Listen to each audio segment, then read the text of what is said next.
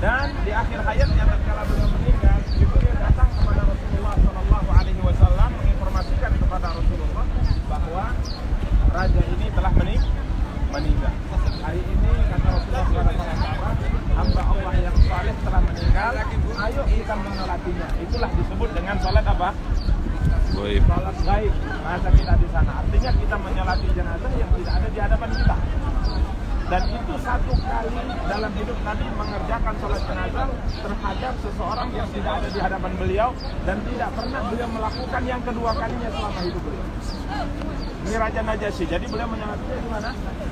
Di area ini. Kemudian sholat Idul Adha beliau kerjakan di sini. Sholat Istisqa beliau kerjakan di sini. Enggak merhatiin. Sedangkan ini masjid di zaman Nabi tidak ada. Ya, di zaman Nabi tidak ada. Kurang lebih ya pembangunannya dilakukan. Udah ada jualan rumah ini. Tatkala Umar bin Abdul Aziz menjadi gubernur kota Madinah. Apa?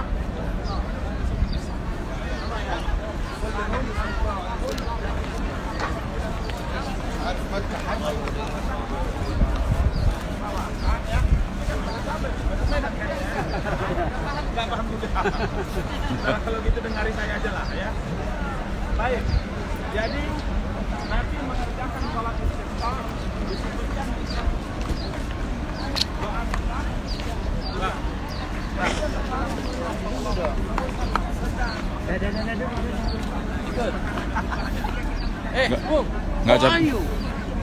Nggak capek-capek ya Pak?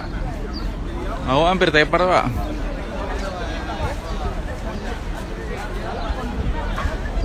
Beliau dipayungi oleh awan, dipayungi oleh awan, karena ini salah satu di antara kelebihan beliau. Kalau panas, beliau selalu dipayungi oleh awan. Ini tanda kenabian beliau.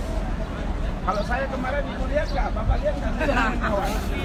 Dipayungi Nggak, ibu ya? yang Nggak ada ya. Berarti bukan nabi ya. Payung hukum saat.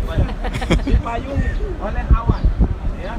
Beliau dipayungi oleh awan, maka akhirnya tempat Nabi SAW mengerjakan sholat istisqa di tempat ini dan dipayungi awan, dibangunlah masjid antara tahun berapa tadi? 87 sampai 93 Hijriah. Dibangunlah masjid untuk monumen. Makanya masjidnya namanya Masjid Al-Musalla Al-Ghamamah. Ghamamah itu artinya awan. Paham ya? Ghamamah artinya awan. Apa arti ghamamah? Awan. Masya Allah, dapat dibaca semua. Dah, ghamamah awan. Ya, makanya masjidnya namanya Bukan kemamah ya. Iya. Ghamamah. Karena di situ Nabi pernah sholat dan beliau dipayungi oleh Awan. Ini masjid. Ada nggak keutamaan sholat di sini? Tidak ada. Walaupun dibuka, banyak orang masuk sholat. Keutamaan sholat itu di masjid Nabawi.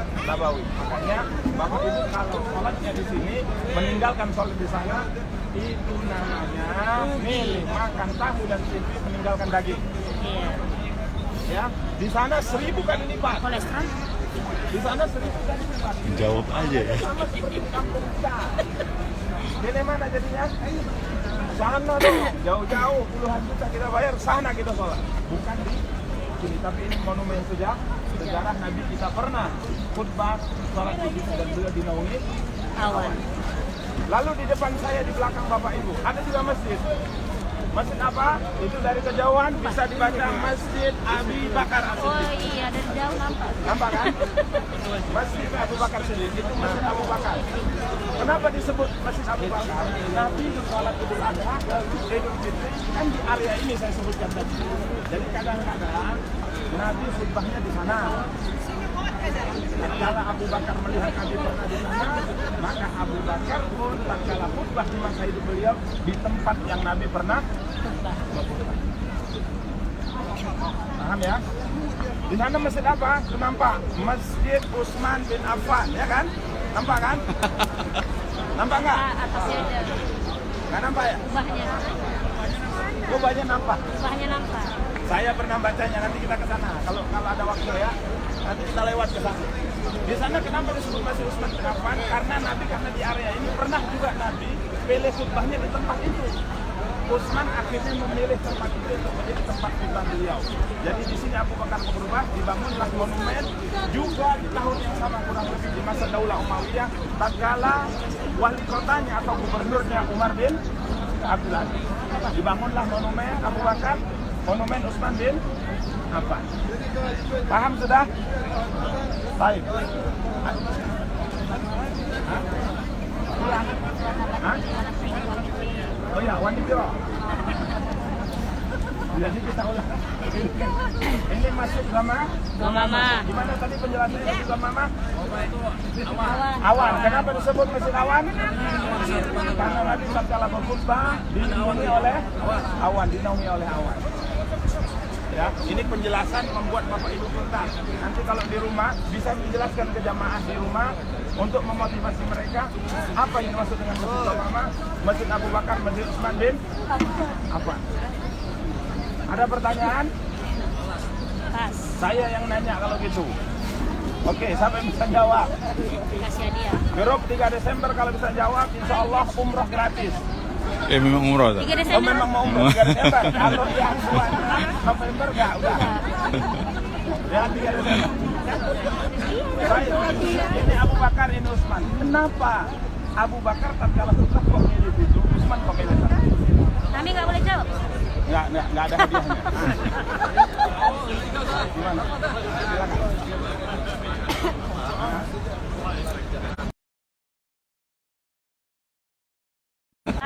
Tanggal 8, tanggal 8.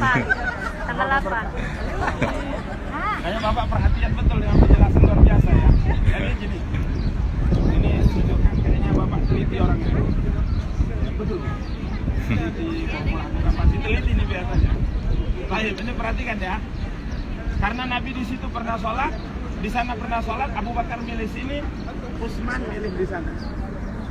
Lebih dalam pertanyaannya, kenapa mesti di situ pula? Perhatikan ini. Nabi itu orangnya berkah. Jadi kalau saya duduk, kemudian saya pergi, nggak perlu Bapak duduk di situ lagi. Nggak ada gunanya. Karena nggak berkah. Karena nggak berkah. Paham? Kalau Nabi kita itu semua bekas beliau berkah. Artinya orang kalau melakukan itu bisa mendapatkan kebaikan. Karena rambut Nabi berkah. Baju Nabi bahkan Nabi pun berkah. Pernah Nabi SAW tidur siang panas, keringat. Keringat peras Bapak. Bunila. Nabi terkejut, Nabi bilang kenapa? Keringatmu ya Belum nampak, Bu. Allah, merupakan minyak wangi yang wangi yang kami itu. Itu keringat Nabi dalam minyak kita. Makanya keberkahan itu yang bisa berkisar hanya pada diri Rasulullah. Makanya Nabi berdiri, dua posisi kita dapat kebaikan. Nabi minum, ada sisanya kita minum, bisa dapat kebaikan. Bahkan baru Nabi kita pakai, kita dapat kebaikan. Dapat berkah. Malam berkah pada Nabi boleh. Ya, kita memberikan. Bahkan mudah Nabi pun bahkan ada satu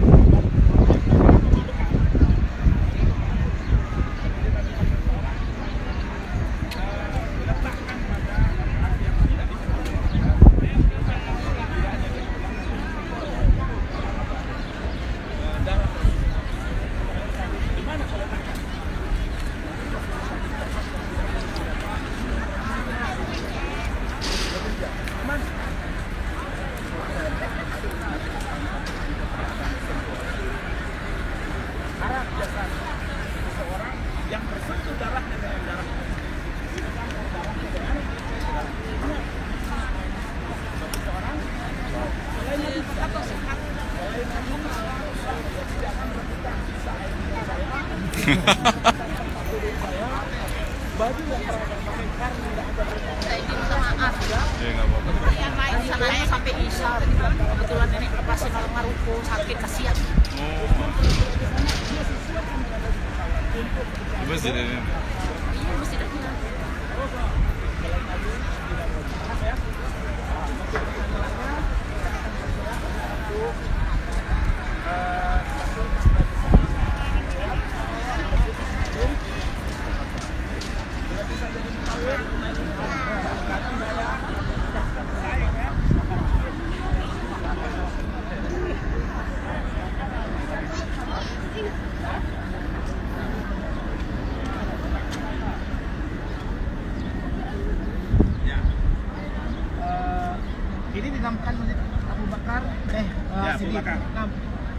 Di awal itu apa memang sudah ada bangunan atau memang hanya kosong yang dibangun pada masa Umar bin Abdul Aziz.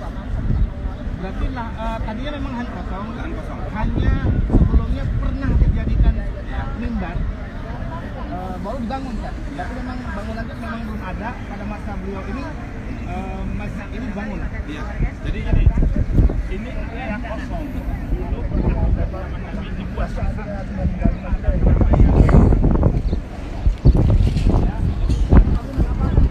Termasuk titiknya Ustaz ya? Termasuk titik-titik. Iya, sama, tidak ada. Ini bangun kosong.